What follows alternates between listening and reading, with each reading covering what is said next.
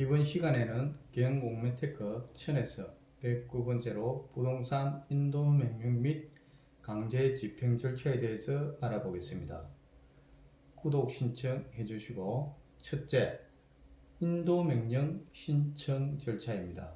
인도명령 신청은 경매 부분에 할 수 있으며 일반적으로 서면으로 신청합니다.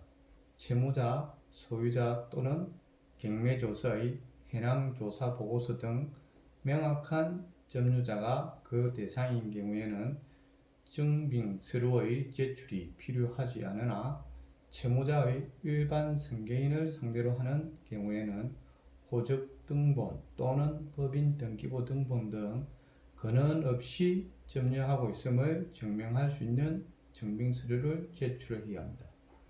기록을 통해 나타나지 않은 점유자를 상대방의 경우에는 채무자에 대한 인도명령에 기하여 인도명령을 실시하였으나 제3자의 점유로 집행불능되었다는 집행관이 작성한 집행불능조서 등본 또는 주민등록 등본 등 그 점유 사실 및 점유 개시 일치를 증명할 수 있도록 서면으로 제출해야 합니다. 둘째, 부동산 인도명령의 심의 절차입니다. 매수인이 인도명령을 신청하게 되면 집행부원은 서면 심리를 통해 인도명령의 허브를 결정할 수 있으며 필요하다고 판단되는 경우 인도명령의 피신청인을 직접 심문하거나 변론을 들을 수 있습니다. 현행 민사집행법에서는 채무자, 소유자가 아닌 점유자에 대하여 반드시 심문을 거치지 않아도 된다고 규정하고 있습니다. 다만 그 점유자가 낙찰자에게 대항할 수 있는 근원에 의하여 점유하고 있지 않은 것이 확실하다면 심문을 하지 않는 것입니다. 심문의 내용으로는 직접 심문의 경우 피신청인이 법원에 출석하여 점유 시기 및 점유 근원에 관한 구두로 진술하여 하며 서면 신문의 경우 통상 답변서나 의견서 형식으로 신문하게 되며 집행부분에서 진술의 기회를 주었음에도 신문에 응하지 않는 경우 진술 없이 인도명령을 내릴 수 있도록 하였습니다. 셋째로는 인도명령의 불복 절차입니다. 인도명령 절차의 결정에 대한 불복은 인도명령 결정이 발생한 날로부터 7일 이내에 즉시 항고로서 이의제기를 할 수 있습니다. 인도명령의 확정에 대한 불복은 인도명령에 대한 항고기간이 경과하였거나 항고를 제기하였으나 기각결정으로 인하여 인도명령이 확정된 경우 청구이의 소로서 인도명령에 불복할 수 있습니다. 이때 확정된 인도명령 결정을 받은 자는 곧바로 집행관에 의한 인도명령을 하게 되므로 집행정지 신청도 병행하여야 합니다. 인도 업무가 없는 점유자가 인도명령 결정문을 송달받은 경우 결정문을 받은 점유자는 제3자의 이의소로서 인도명령 결정의 효력을 상실시킬 수 있습니다. 인도명령에 대한 불복 사유로는 인도명령의 신청에 하자가 있는 경우 서면 심리 및 소환에 관한 심리 과정에 하자가 있는 경우 인도 대상 부동산이나 인도 대상자가 특정되지 않은 경우 인도 명령 대상자의 하자가 있는 경우 신청 기간에 하자가 있는 경우입니다.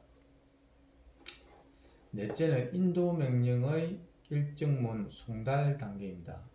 집행법원은 신청인이 제출한 집행기록 및 피신청인의 신문 결과 등에 의하여 인도명령의 사유가 있다고 판단되면 인도명령을 내리고 그 결정의 정본을 부동산 인도명령 신청인과 피신청인에게 송달하며 결정문의 도달로 집행 개시 효력은 발생하고 피신청인의 즉시 항고가 있더라도 집행 정지의 효력은 없습니다. 다음은 강제 집행 절차입니다. 첫째, 강제 집행 신청 절차입니다. 점유자가 인도명령 결정문을 송달받았음에도 부동산을 인도하지 않을 경우 신청인은 집행관에 의한 인도명령 집행을 하여야 합니다. 인도명령 집행은 신청인에게 송달된 인도명령 결정문이 점유자에게 송달되었음을 증명하는 송달증명서를 첨부하여 집행관에게 신청을 해야 하며 보통 신청일로부터 2주 이내에 집행이 이루어지게 됩니다. 인도명령은 강제 집행의 부수 절차로서 채무명의를 부여한 것이므로 집행문을 부여받을 필요는 없으나 인도명령 신청인 또는 인도명령의 대상자에 대하여 일반 승계가 된 경우나 점유자가 제3자에게 승계된 경우에는 승계 집행문을 부여받아 집행해야 합니다. 둘째, 강제 집행의 실시 단계로 강제 집행이 접수되면 담당 집행부의 업무 일정에 따라 다소 차이가 있으나 통상 7일 이내에 집행 신청자에게 계고 집행일을 통지하고 그 지정일에 계고 집행을 하게 됩니다. 계고장에는 계고 기간이 기재되며 그 기간은 실무적으로 통상 7일에서 14일 이내입니다. 이 기간이 경과되도록 피신청인인 채무자가 매각 부동산을 자진 인도하지 아니하면 신청인 채권자는 강제 집행을 진행하게 됩니다. 강제 집행에 있어서 집행관은 집행을 하기 위하여 필요한 경우에는 채무자, 주거, 창고, 그 밖의 장소를 수색하고 잠근 문과 기구를 여는 등 적절한 조치를 할 수 있습니다. 그리고 저항을 받으면 집행관은 경찰 또는 국군의 원조를 요청할 수 있습니다. 또한 국군의 원조는 법원에 신청하여야 하며 법원이 국군의 원조를 요청하는 절차는 대법원 규칙으로 정하고 있습니다.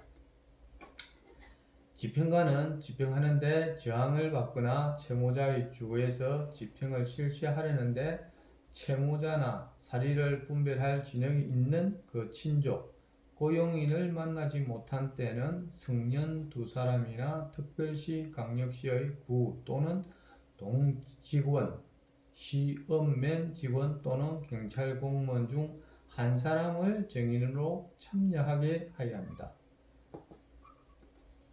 셋째, 집행의 종료와 통지 절차입니다. 집행의 목적이 아닌 동산은 집행관이 제거해야 하므로 그 제거가 끝나지 않았으면 집행이 종료되어 채권자가 점유를 취득하였다고 할 수는 없습니다.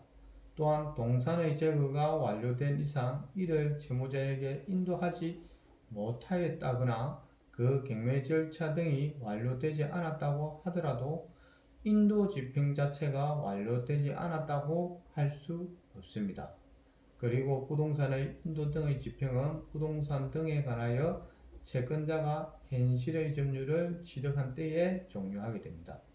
부동산 등의 인도 집행을 마친 때에는 집행관은 채무자에 대하여 그 취지를 통지하여야 합니다. 채무자가 집행에 참석한 때에는 말로써 통지하면 충분합니다. 네 번째로 집행조서의 작성 단계입니다. 집행관이 부동산의 인도 집행을 한 경우에는 집행조서를 작성해야 합니다. 이 조서에 적어야 할 사항으로는 강제집행의 목적물이 아닌 동산을 민사집행법 제58조 제3항 또는 제4항에 규정된 사람에게 인도한 때에는 그 취지, 위의 동산을 보관한 때에는 그 취지 및 보관한 동산의 표시와 그 밖에 채권자나 그 대리인이 집행 목적물의 인도를 받기 위하여 출소한 것, 집행의 목적물에 대한 채무자의 점유를 풀고 채권자 또는 그 대리인에게 그 점유를 취득시킨 것, 동산을 제거하여 채무자나 그 수령인에게 인도하거나 이를 보관한 것, 채무자가 수치를 게을리하여 동산을 매각한 내용 등입니다. 이번 시간에는 여기까지 하겠습니다. 그리고 다음 시간에는 개인공매테크 1000에서 6 주택 경매로 2층의 선순위 전세권 소멸 시 1층의 후순위 전세권 소멸 여부에 대해서 알아보겠습니다. 감사합니다.